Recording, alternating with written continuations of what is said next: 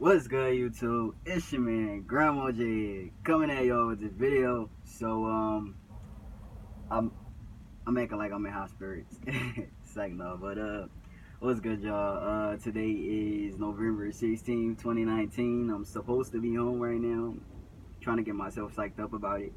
But unfortunately, right now, I am at a customer that is taking their sweet old time, and my detention has kicked in about an hour ago. So I've been here. I got here at 6 o'clock.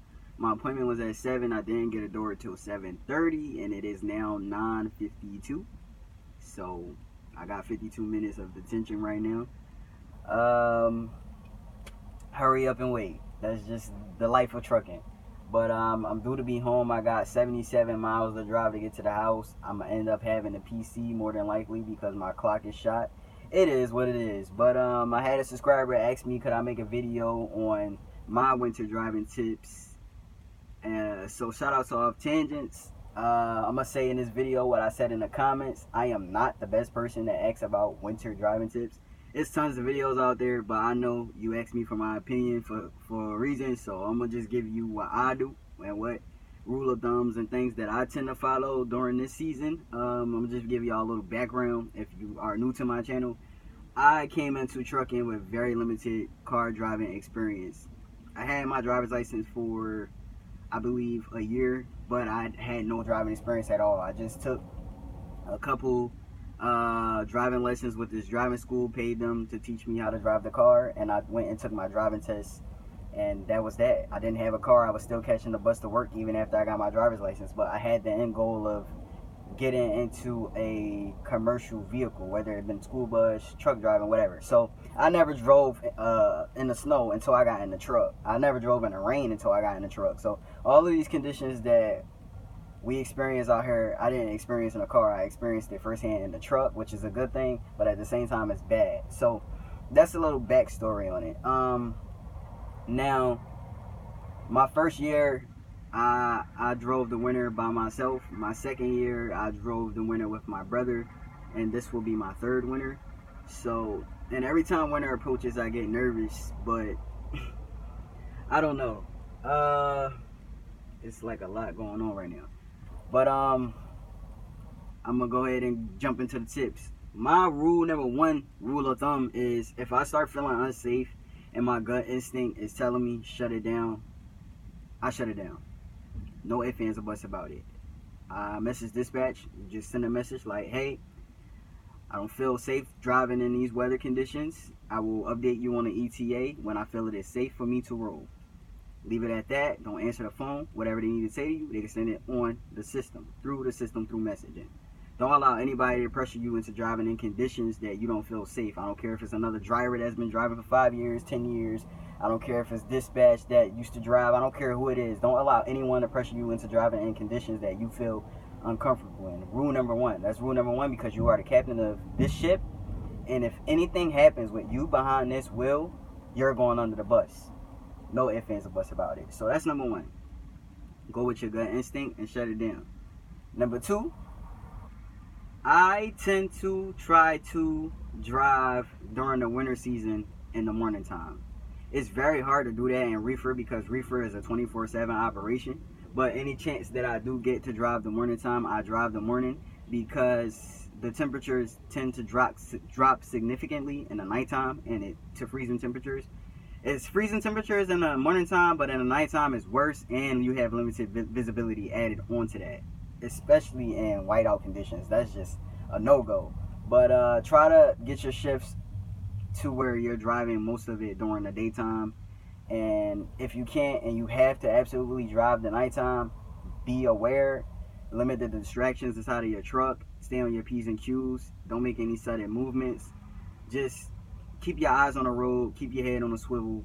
And if you start seeing like a lot of trucks in the ditch, but you ain't slid yet, just know that you need to be on high alert, because once I start seeing a lot of trucks in the ditch, that means that it's some icy, slippery conditions or whatever out there, or they could just be driving too fast for conditions. But at the same time, when you see that, or you see a lot of cars in the ditch, that's indication that conditions aren't the best.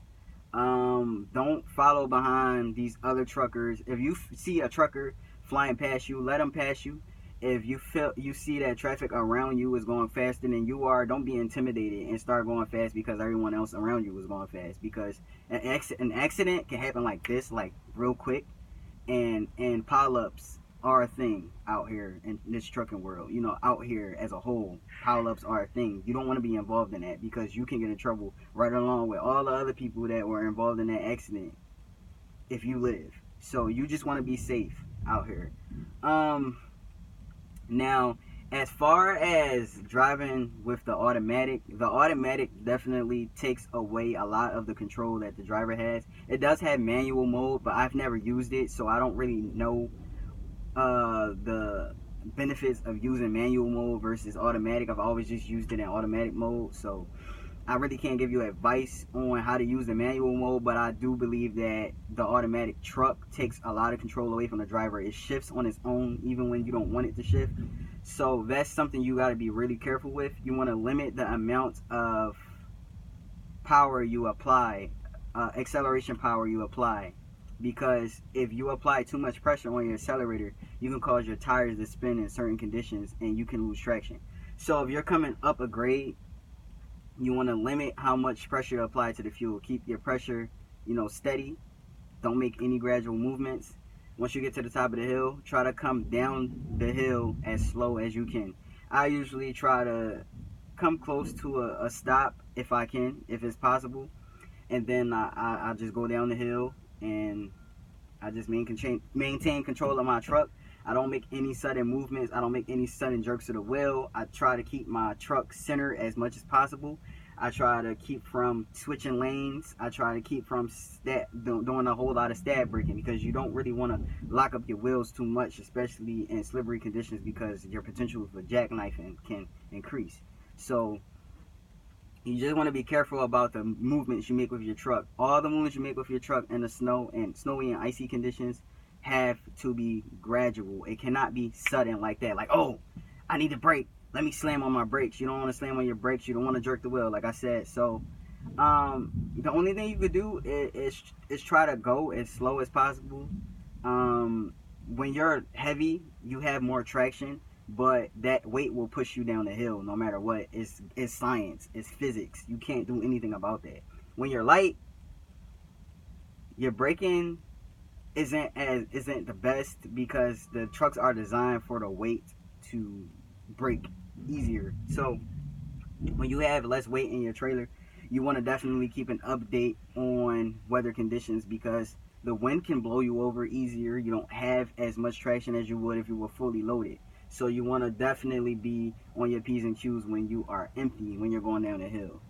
So I don't really know too much about how you should slide your tandem so that you have more weight and stuff. I don't know much about that. You might want to ask somebody that has more time in the industry as far as that. But I definitely say go slow and take your time, have patience, and if you're spiritual, religious, pray about it. Instill your mind with some positive affirmations and know that you can make it through it. If conditions start getting bad, just look for you somewhere to stay. I'd rather you be at a safe haven than you be on the side of somebody's road because you decided to go and try to run a load. And keep updated on the weather. I have an app called WeatherBug. It keeps me updated on the weather and wherever I'm driving through. You can actually drop pin cities through your route, and that'll keep you updated on what's going on with that. But now on to some of the questions you asked about windy conditions. And windy conditions, the only thing you can do is slow down, like significantly, because the wind can and it will blow your truck over. No ifs, ands, or buts about it. My truck lifted up fully loaded before out in freaking Wyoming. So you want to be careful. You want to slow down. That's really all you can do in windy conditions. If it gets to the point where you can't keep your truck in your lane, that means it's time to shut down. Now, as far as engine braking, I don't want to advise you to use your engine brake, because it's not suggested to do it, because you can jackknife. But I do use my engine brake sometimes if need be. I only use the first gear. I do not go to the second and third gear. I rarely ever go to the second or third gear, and never go to the third gear when you are in slippery conditions like that. I'm not advising you to do it. Do that at your own risk. But if you are going to do it, try to keep it at that first gear. I got my notepad right here to answer the rest of these questions. Things I wish I had done differently. I wish that I had swapped trainers and went out with someone that would have taught me more. My trainer was a cool guy, don't get me wrong, but when we hit snow in Wyoming and it was bad, we never went back over there. So through the rest of my training, I finished my training towards the end of December. So I jumped out off of his truck onto my truck, dead smack in the winter on my own. I didn't really drive in the snow with him at all. So I wish that I had driven with a trainer that would have,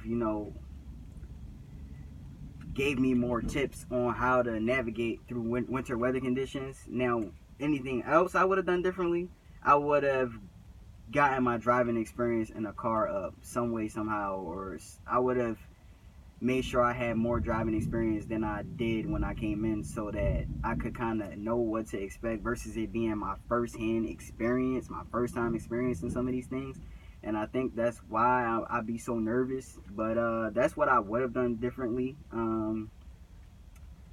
I have slipped on black ice before out west. Fortunately enough for me, I was going slow enough and I was paying attention. A driver in front of me hit that same patch of ice and he jackknifed.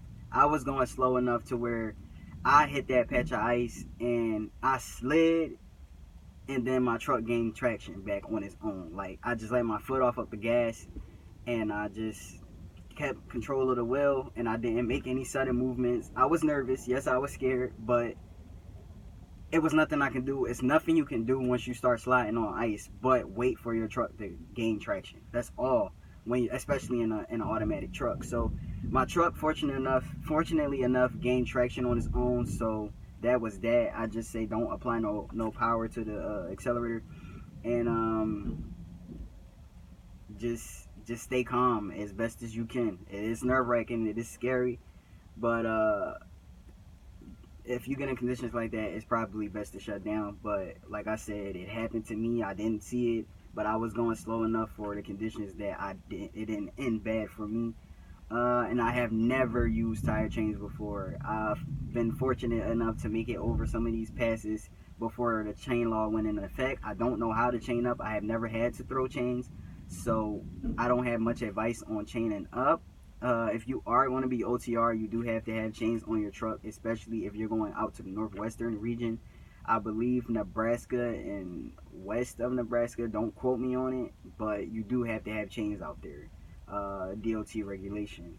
So I've been told by a lot of drivers, older drivers, whenever I came across some older drivers during the wintertime, I asked them for advice. They told me if you see ice on the back of your mirror, that means that there is a possibility that there's ice on the road. I've also been told that you use tire chains to get you out of trouble, not into trouble. So if you are shut down at a truck stop and a chain law is in effect, that don't mean you leave the truck stop and go put your chains on to go leave, because then you are putting yourself into trouble, not getting yourself out of trouble. If you're already on that road and you have to put your chains on, then in that case you have to do it. But if you are shut down at a safe haven, just wait until the storm blows over and go from there. And also I want to add that when you are in mountain areas, sometimes you'll go from dry to whiteout conditions back to dry. So if you feel safe enough to get through that mountain region, you can make it to the other side where it's possibly no snow. There's no guarantee that it's no snow over there, but if it's really unsafe, shut down. But if you can make it through it, I say get past it, because you'll end up in a situation where it'll keep snowing and snowing and snowing in the mountains. It'll just keep snowing nonstop, and you'll think it's going to stop, and it's not, because it's a high altitude.